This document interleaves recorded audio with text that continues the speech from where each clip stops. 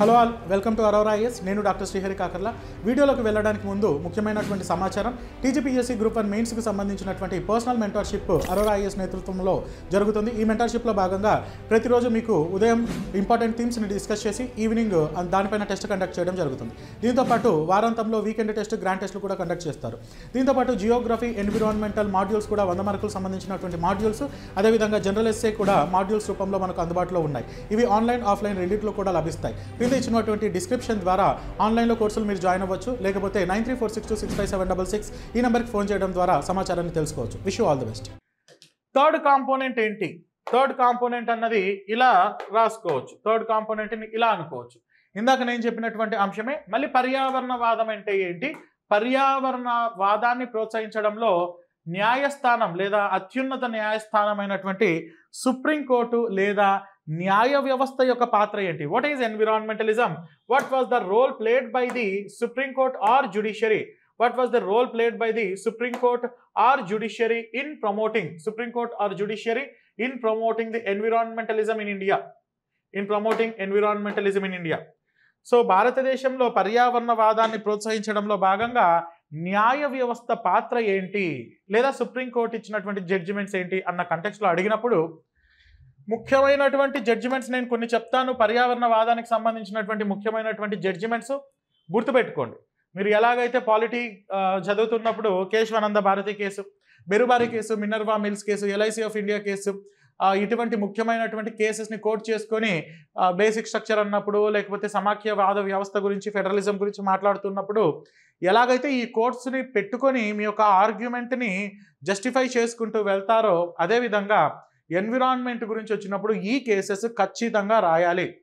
కేవలం ఎన్విరాన్మెంటలిజం అంటే only biological aspect, లేకపోతే ఎన్విరాన్మెంట్ లేకపోతే ఎకానమీ లేదు అని రాస్తే మాత్రం చాలా ప్రమాదం. You have to integrate the constitutional provisions, socio economical, political, judicial provisions అన్నీ కూడా ఇక్కడ మనం పెట్టాల్సినటువంటి ఆవశ్యకత ఉంటుంది.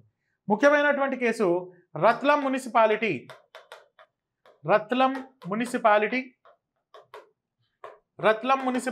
వర్సెస్ వర్ధీచంద్. రత్లం మున్సిపాలిటీ అని అంటుంటారు. Ratlam municipality versus Vardhichand case supreme court 1980. Supreme court Ratlam municipality versus Vardhichand కేసులో 1980లో ఈ లైమ్ స్టోన్ క్వారీస్ మనకు ప్రస్తుత ఉత్తరాఖండ్లో ఉన్నటువంటి డెహ్రాడూన్ ముస్సౌరీ పరిసర ప్రాంతాలలో ఉన్నటువంటి ఈ యొక్క లైమ్ స్టోన్ క్వారీస్ సున్నపురాతి క్వారీలను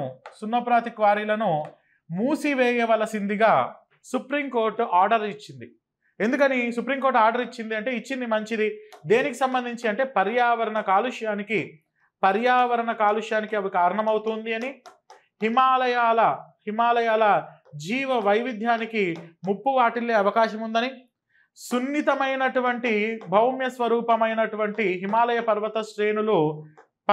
పర్వత శ్రేణులకు ఈ ప్రమాదాలు వచ్చే అవకాశం ఉంటుంది. భూకంపాలు, భూపాతాలు, మంచుపాతాలు వంటివి ఏర్పడి అడవులకు, మనుషులకు, మానవ ఆర్థిక వ్యవస్థలకు నష్టం చేకూరే అవకాశం ఉంది కనుక వీటిని మూసేసేయండి అని చెప్పింది. అంటే పర్యావరణవాదాన్ని ప్రత్యక్షంగానే ప్రోత్సహించింది సుప్రీంకోర్టు.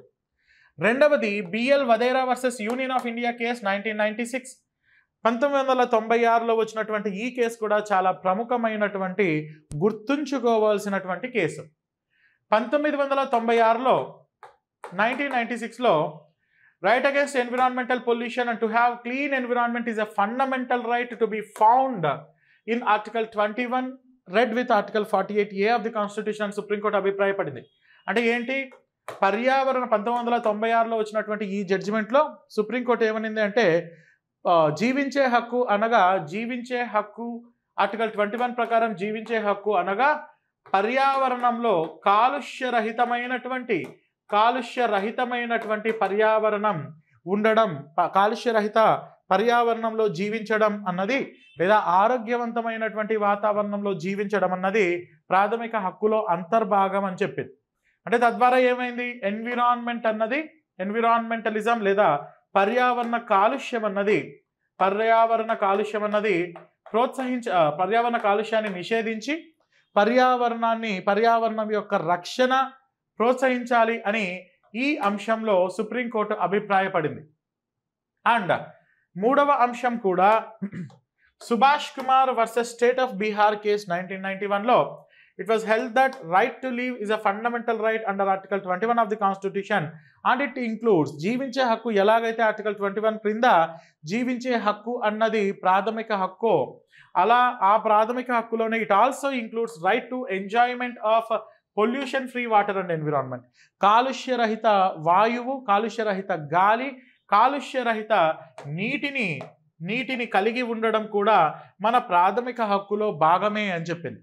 సో కాబట్టి ఎప్పుడైతే కాలుష్యరహిత నీరు, కాలుష్యరహిత వాయువు, వాతావరణం ఉండడం ప్రాథమిక హక్కు అని సుప్రీంకోర్టు అభిప్రాయపడిందో, ఎప్పుడైతే వీటికి పొల్యూషన్ కలుగుతుందో అప్పుడు ప్రాథమిక హక్కులకు ఉల్లంఘన కలిగినట్లే కదా. It is a direct violation of article 21 of the constitution due to the pollution based on the supreme court judgment, that is the court of record. ఆ రూల్ని మనం పాటించాల్సిందే, మిగతా కోర్ట్స్ కూడా.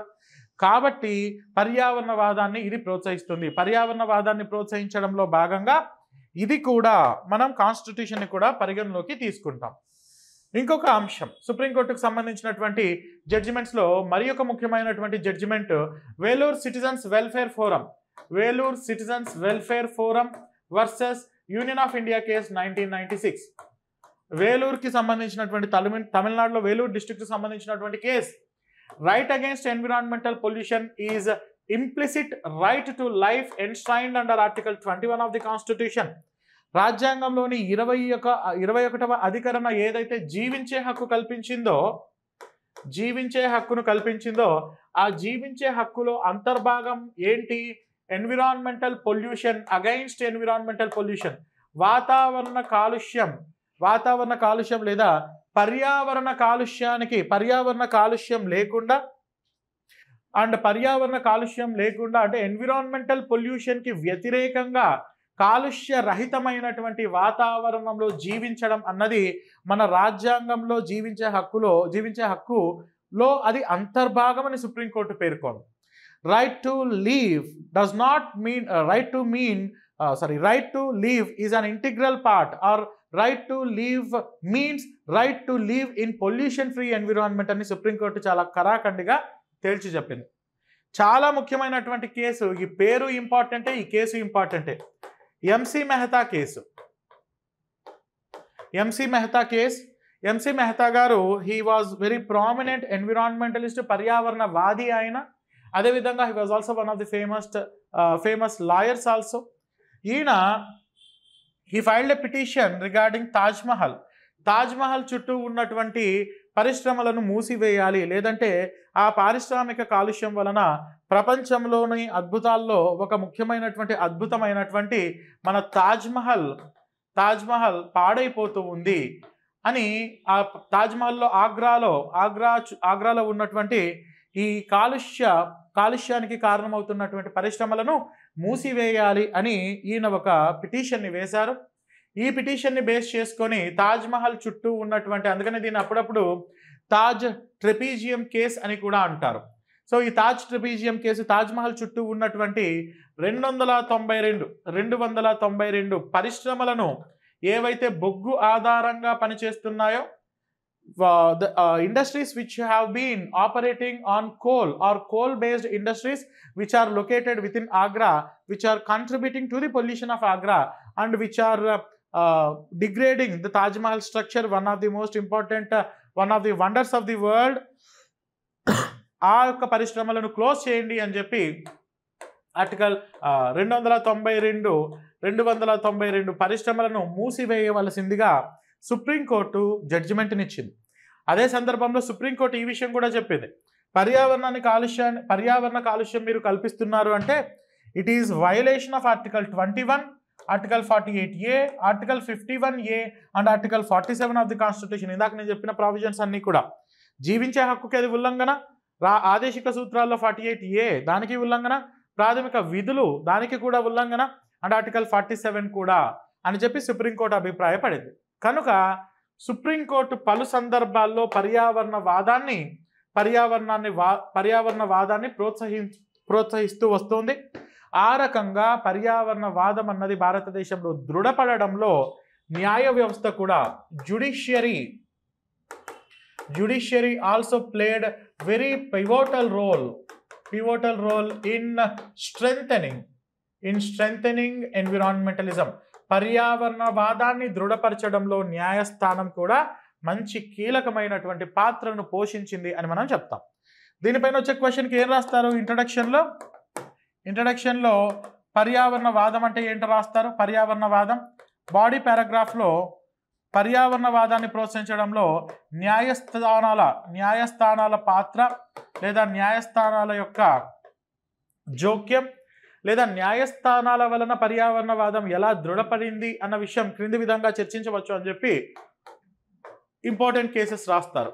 BL Vadera case and Vellore citizens welfare forum case, Taj trapezium case లేదా M C Mehta case, Francis Coralie Mullin versus union territory of Delhi and others case, ఇటువంటి cases రాస్తారు. కంక్లూజన్లో ఏం పెడతారు? కంక్లూజన్లో ఇలా ఎన్నో రాజ్యాంగబద్ధమైనటువంటి అంశాలు, చట్టాలు, న్యాయ వ్యవస్థ తీర్పులు, సుప్రీంకోర్టు తీర్పులు వంటివి ఉన్నప్పటికీ కూడా యథేచ్ఛగా పర్యావరణ కాలుష్యానికి ఈ యొక్క ఆర్థిక వ్యవస్థలు, దేశాలు, మనుషులు కారణమవుతూ ఉన్నారు. సో ఇమీడియట్గా వీరిలో చైతన్యం కల్పించి చట్టాలను దృఢంగా అమలుపరిచి పర్యావరణాన్ని రక్షించుకోవాల్సినటువంటి బాధ్యత మానవ జాతిపై ఉన్నది. ప్రపంచ సౌఖ్యం కోసం, భారతదేశ ఆర్థిక వ్యవస్థను ప్రోత్సహించడం కోసం ఇలాంటి పెద్ద పెద్ద మాటలు. Overall contribution to the economy, global peace and security, ప్రపంచమంతా వసుదైక కుటుంబంలాగా కాపాడాలి అన్నప్పుడు పర్యావరణాన్ని రక్షించుకోవాలి అని చెప్పి మనం ఒక కాన్సెప్ట్ను పెట్టేసి కంక్లూజన్లో వదిలేస్తాం. So these are some important provisions with respect to the environmental development or ఎన్విరాన్మెంటలిజం.